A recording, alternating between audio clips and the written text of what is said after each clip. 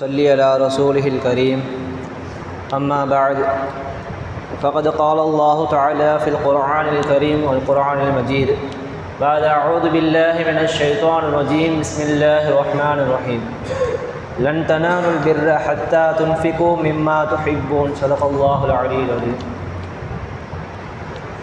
கண்ணியத்திற்குரிய அல்லாஹ்வின் நல்லடியார்களே, அல்லாஹ் சுப்ஹானஹு வ தஆலா நமக்கு எண்ணற்ற நிஅமத்துகளை அள்ளி தந்திருக்கிறான். அதற்காக வேண்டி அல்லாஹ் தஆலாவிற்காக வேண்டி அதிகம் துஆ செய்ய வேண்டும்.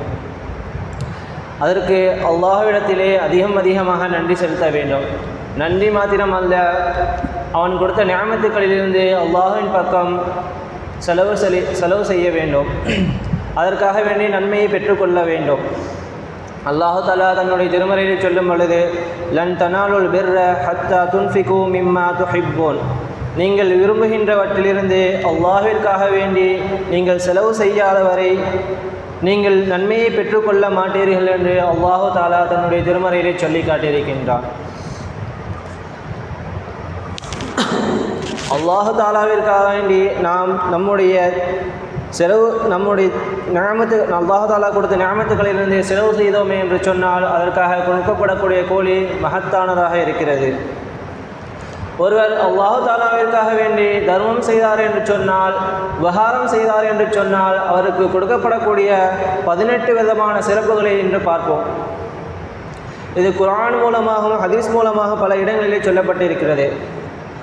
முதலாவதாக நபிகள் நாயகம் ரசூலை கரீம் முஹம்மது ஸல்லல்லாஹு அலைஹி வஸல்லம் அவர்கள் சொல்கிறார்கள், யார் ஒருவர் அல்லாஹ்விற்காக வேண்டி தர்மம் உபகாரம் செய்தார் என்று சொன்னால் அவருக்கு ஏதேனும் ஒரு நோய்வாய்ப்பட்டிருந்தால் அந்த நோய்க்கு அல்லாஹு தஆலா நிவாரணம் கொடுத்து விடுவான் என்று நபிகள் நாயகம் ரசூலை கரீம் முஹம்மது ஸல்லல்லாஹு அலைஹி வஸல்லம் அவர்கள் சொல்லி காட்டியிருக்கிறார்கள். இன்றைக்கு எத்தனையோ நோய்களை நாம் பார்த்து கொண்டு தான் இருக்கிறோம். பல லட்ச கோடிகளையும் பல லட்ச ரூபாய்களையும் கொடுத்து மருத்துவமனையிலே மருத்துவம் பார்த்து கொண்டிருக்கிறோம். ஆனால் இன்று வரைக்கும் எந்த ஒரு நிவாரணம் கிடைப்பதில்லை. அல்லாஹு தஆலா நபி ஸல்லல்லாஹு அலைஹி வஸல்லம் சொல்வது போல, யார் ஒருவர் தர்மம் செய்வாரோ அவருக்கு ஏதேனும் ஒரு நோய்வாய்ப்பட்டிருந்தால் அந்த நோய்க்கு நிவாரணம் கொடுக்கப்படுகிறது என்று சொல்லப்படுகிறது.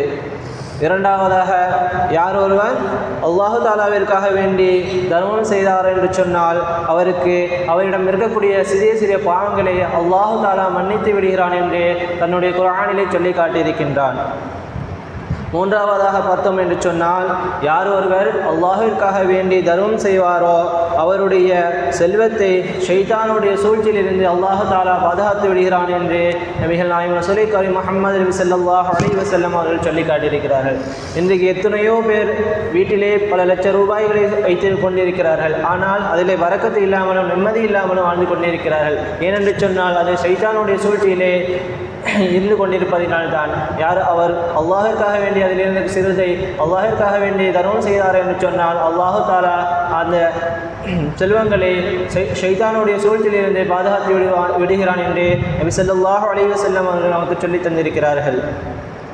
நான்காவதாக பார்த்தோம் என்று சொன்னால், யார் ஒருவர் தர்மம் செய்வாரோ பிறருக்கு உபகாரம் செய்வாரோ அவருடைய கஷ்டங்கள், அவருக்கு ஏதேனும் ஒரு கஷ்டங்களோ முசீபத்துகளோ வருவதாக இருந்தால் அல்லாஹ் தஆலா அவரை அதை விட்டும் பாதுகாத்து விடுவான் என்று நபிகள் நாயகம் ரசூலை கரீம் முஹம்மது ஸல்லல்லாஹு அலைஹி வஸல்லம் அவர்கள் சொல்லியிருக்கிறார்கள். ஐந்தாவதாக பார்த்தோம் என்று சொன்னால், யார் ஒருவர் அல்லாஹ்விற்காக வேண்டி தர்மம் செய்தார் என்று சொன்னால் அவருக்காக வேண்டி அல்லாஹு தஆலா ஒரு மலக்கை நியமித்து விடுகிறான். அந்த மலக்கு அந்த தர்மம் செய்தவருக்காக வேண்டி துஆ செய்து கொண்டிருக்கிறார்கள். ஆறாவதாக நாம் பார்த்தோம் என்று சொன்னால், நபி ஸல்லல்லாஹு அலைஹி வஸல்லம் அவர்கள் சொல்லியிருக்கிறார்கள், இன்ன ஸதகத தத்ஃபஉ மீத்தத ஸூஇ, யார் ஒருவர் அல்லாஹ்விற்காக வேண்டி தர்மம் செய்வாரோ அவருக்கு கெட்ட மரணத்தை விட்டும் அல்லாஹ் தஆலா அவரை பாதுகாத்து விடுவான் என்று நபி ஸல்லல்லாஹு அலைஹி வஸல்லம் அவர்கள் சொல்லி தந்திருக்கிறார்கள். ஏழாவதாக பார்த்தோம் என்று சொன்னால், யார் ஒருவர் அல்லாஹ் தஆலாவிற்காக வேண்டி தர்மம் செய்வாரோ பிறருக்கு உபகாரம் செய்வாரோ அவரை அல்லாஹ் தஆலா கபருடைய வேதனையிலிருந்து முற்றிலுமாக பாதுகாத்து விடுகிறான் என்று நபி ஸல்லல்லாஹு அலைஹி வஸல்லம் அவர்கள் சொல்லி தந்திருக்கிறார்கள். எட்டாவதாக நாம் பார்த்தோம் என்று சொன்னால், யார் ஒருவர் அல்லாஹ்விற்காக வேண்டி தர்மம் செய்வாரோ அவருடைய தர்மம் அவருடைய ஏதேனும் ஒரு பாவத்தின் காரணமாக அல்லாஹு தாலா கோபம் கொண்டிருந்தால் அந்த தர்மம் அவருடைய அல்லாஹு தாலாவுடைய கோபத்தை தணித்து விடுகிறது என்று நபி ஸல்லல்லாஹு அலைஹி வஸல்லம் அவர்கள் நமக்கு சொல்லி தந்திருக்கிறார்கள். 9வதாக யார் ஒருவர் அல்லாஹிற்காக வேண்டி தர்மம் செய்வாரோ அவருக்கு கிடைக்கக்கூடிய நன்மை என்ன தெரியுமா? திருக்குர்ஆன் கிடைக்கக்கூடிய அந்த மறுமை நாளன்று உலகத்தில் வாழக்கூடிய மக்கள் அனைவருமே பயத்தோடும் கவலையோடும் இருப்பார்கள். ஆனால் எந்த ஒரு பயமும் எந்த ஒரு கவலையும் இல்லாமல் தர்மம் செய்தவர் நிம்மதியாக இருப்பார் என்று நபி ஸல்லல்லாஹு அலைஹி வஸல்லம் அவர்களும் குர்ஆனிலே அல்லாஹு தஆலாவும் சொல்லி காட்டியிருக்கின்றான். 10வதாக சொல்லும் பொழுது யார் ஒரு அல்லாஹு தாலாவிற்காக வேண்டி ரகசியமாக தர்மம் செய்வாரோ, அதாவது ரகசியமாக யார் ஒருவர் தர்மம் செய்வாரோ இந்த உலகத்தை முழுமையாக தரைமட்டமாக்கப்பட்ட அந்த நிலையிலே இல்லாத அந்த நாளிலே மறுமை நாளிலே அல்லாஹு தாலாவுடைய அரசின் நிலையிலே அவர் இருப்பார் என்று நபி ஸல்லல்லாஹு அலைஹி வஸல்லம் அவர்கள் சொல்லி காட்டியிருக்கிறார்கள். யார் ஒருவர் தர்மம் செய்வாரோ அவர் அல்லாஹுடைய அரசின் நிலையிலே இருப்பார் என்று நபி ஸல்லல்லாஹு அலைஹி வஸல்லம் அவர்கள் நமக்கு சொல்லி தந்திருக்கிறார்கள். அதிகமாக அல்லாஹிற்காக வேண்டி தர்மம் செய்ய வேண்டும். 11வதாக அல்லாஹ்விற்காக வேண்டி யார் ஒருவர் தர்மம் செய்வாரோ அவர் நரகத்தை விட்டும் விடுதலையாகி விடுகிறார் என்று நபி ஸல்லல்லாஹு அலைஹி வஸல்லம் அவர்கள் நமக்கு சொல்லி தந்திருக்கிறார்கள். ஒருவர் நரகத்தை விட்டு விடுதலையாகி விட்டார் என்று சொன்னால் அவருக்கு சுவனம் வாஜிபாகி விடுகிறது. ஆகவே அதிகமாக அல்லாஹ்விற்காக வேண்டி தர்மம் செய்வது பிறருக்கு உபகாரம் செய்வதாக இருக்க வேண்டும். 12வதாக யார் ஒருவர் அல்லாஹ்விற்காக வேண்டி ஒரே விதமான இரண்டு பொருட்களிலிருந்து, அதாவது 2 போர்வை அல்லது 2 ஆடைகள் ஒரே விதமாக வைத்திருப்பவர் அதிலிருந்து ஏதேனும் ஒன்றை அல்லாஹ்விற்காக வேண்டி தர்மம் செய்தார் என்று சொன்னால் அதற்காக அவருக்கு கொடுக்கப்படக்கூடிய கூலி என்ன தெரியுமா? அல்லாஹு அக்பர். அவர் விரும்பிய வாசல் வழியாக சுவனத்திலே நுழையலாம் என்று அல்லாஹு தாலா சொல்வதாக நபி ஸல்லல்லாஹு அலைஹி வஸல்லம் அவர்கள் நமக்கு சொல்லி தந்திருக்கிறார்கள். 13வதாக பார்த்தோம் என்று சொன்னால் அல்லாஹு தாலாவிற்காக வேண்டி யார் ஒருவர் அல்லாஹு தாலாவிற்காக வேண்டி தர்மம் செய்வாரோ அவருக்கு மகத்தான நன்மை கிடைக்கிறது, கொடுக்கப்படுகிறது என்று அல்லாஹு தாலா தன்னுடைய திருமறையிலே சொல்லி காட்டியிருக்கின்றார்.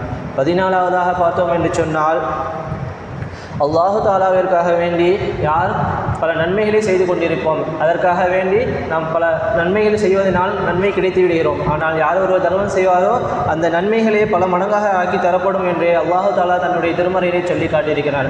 நன்மை கிடைப்பது என்பதோ சாதாரணம்தான், ஆனால் அந்த நன்மையை பல மடங்காக ஆக்கி தருகிறோம் என்று சொல்வது மிகப்பெரிய மகத்தான ஒரு நன்மையாக இருக்கிறது. 15வதாக பார்த்தோம் என்று சொன்னால் யார் ஒருவர் அல்லாஹ்விற்காக வேண்டி தர்மம் செய்தாரோ அவர் தர்மம் செய்வதாக எவ்வளோ அதிகம் செலுத்தினாலும் அவை அனைத்தும் அழியாமல் அல்லாஹு தாலா அதற்கான நன்மைகளை பாதுகாத்து மறுமையின் சேமிப்பாக வைத்து விடுகிறான் என்று நபி ஸல்லல்லாஹு அலைஹி வஸல்லம் அவர்கள் சொல்லி தந்திருக்கிறார்கள். அதுபோல 16வதாக பார்த்தோம் என்று சொன்னால் யார் ஒருவர் உண்ணும் உணவையே தர்மமாக கொடுத்தோம் என்று சொன்னால் அவருடைய உள்ளத்தை அல்லாஹு தாலா இலகுவாக ஆக்கிவிடுவான் என்று நபி ஸல்லல்லாஹு அலைஹி வஸல்லம் அவர்கள் சொல்லி தந்திருக்கிறார்கள். இன்றைக்கு எத்தனையோ பேர் உள்ளங்கள் கற்களாகவும் இருக்கிறது. ஆனால் யார் ஒருவர் அல்லாஹுக்காக வேண்டி உண்ணும் உணவையே தர்மம் செய்தால் அவருடைய உள்ளத்தை அல்லாஹ் தாலா இலகுவாக்கி விடுகிறான் என்று நபி ஸல்லல்லாஹு அலைஹி வஸல்லம் அவர்கள் நமக்கு சொல்லி தந்திருக்கிறார்கள். அதுபோல 17வதாக பார்த்தோம் என்று சொன்னால் அல்லாஹு தாலா சொல்கிறான் தர்மம் செய்வது இரையச்சமுடையவர்களின் குணங்களில் ஒன்று என்று அல்லாஹு தாலா நமக்கு சொல்லி தந்திருக்கிறான். இரையச்சமுடையவர்கள் தர்மம் செய்வார்கள் என்று அல்லாஹு தாலா நமக்கு சொல்லி தந்திருக்கிறான். இறுதியாக 18வதாக பார்த்தோம் என்று சொன்னால் யார் ஒருவர் அல்லாஹு தாலாவிற்காக வேண்டி தர்மம் செய்வாரோ அவர் கொடுத்த தர்மத்தை பொறுத்து அவர் அல்லாஹு தாலா அவருடைய செல்வத்திலே வளத்தை பெருக்குவான் என்று நபி ஸல்லல்லாஹு அலைஹி வஸல்லம் அவர்கள் சொல்லி தந்திருக்கிறார். ஆக இந்த 18 சிறப்புகளை நாம் பெற வேண்டும். அது 1 ரூபாயாக இருந்தாலும் சரி, 10 ரூபாயாக இருந்தாலும் சரி, 1000 ரூபாயாக இருந்தாலும் சரி, பல லட்சம் ரூபாயாக இருந்தாலும் சரி, அது அல்லாஹு தாலாவிற்காக வேண்டி தர்மம் செய்தோம் உபகாரம் செய்தோம் என்று சொன்னால் அல்லாஹு தாலாவிற்காக கொடுக்கக்கூடிய கூலி சோனமாக இருக்கிறது. ஆக வல்ல ரஹ்மான் நம் அனைவர்களுக்கும் இந்த தர்மம் செய்வதனால் கிடைக்கக்கூடிய சிறப்புகளை அறிந்து அதற்காக அல்லாஹ் தாலாவிடத்திலே அதிகமாக தர்மம் செய்வதற்கு வல்ல ரஹ்மான் நம் அனைவருக்கும் தௌஃபீக் செய்வானாக. வ ஆகிர் தவானா அனில் ஹம்துலில்லாஹி ரப்பில் ஆலமீன். அஸ்ஸலாமு அலைக்கும் வரஹ்மத்துல்லாஹி தஆலா வ பரகாத்துஹு.